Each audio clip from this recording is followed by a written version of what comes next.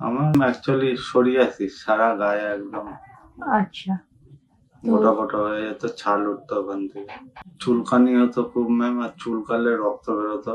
তার সাথে কোনো জ্বালা হ্যাঁ, যন্ত্রণা এরকম? জ্বালা তো করতো। ন্যাচুরাল হেলথ ওয়ার্ল্ডে আপনাদেরকে স্বাগত জানাই। আজকে আমাদের সাথে আছেন সুদীপ মজুমদার। কিছু সমস্যা নিয়ে ডক্টর KM সার্কুলে স্যারের কাছে ট্রিটমেন্ট করাচ্ছেন। আসুন ওনার থেকেই জেনে নিই ট্রিটমেন্ট করাবো উনি কেমন আছেন। নমস্কার, নমস্কার। কি সমস্যা নিয়ে আসা হলো আপনার? আমার ম্যাম অ্যাকচুয়ালি সোরিয়াসিস, সারা গায়ে একদম আচ্ছা, তো গোটা গোটা হয়ে যেত, ছাল উঠতো ওখান থেকে। আচ্ছা, এটা কবে থেকে শুরু হয়েছে আপনার? এটা তো আমার 10-12 বছর তো হবে নর্মাল। তো কি হতো বেসিক্যালি আপনার, যে সারা শরীরে ছাল উঠতো, তার সাথে সাথে আর কি হতো? চুলকানি হতো খুব ম্যাম, আর চুলকালে রক্ত বেরোতো। আচ্ছা, তার সাথে কোনো জ্বালা যন্ত্রণা হ্যাঁ, এরকম? জ্বালা তো করতো। তো এর আগে কোথাও চিকিৎসা করেননি?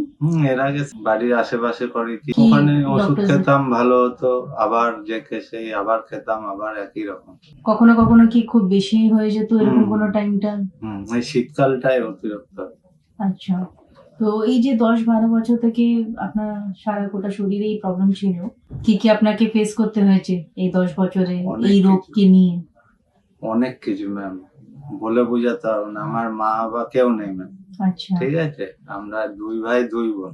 এবার বোঝেনি তো, যার মা বাবা থাকে না তার জীবনে ভীষণ কষ্ট হতো। বিভৎস কষ্ট। আর এই রোগ স্যারের ব্যাপারে কোথা থেকে জানতে পারলেন? ফেসবুক থেকে।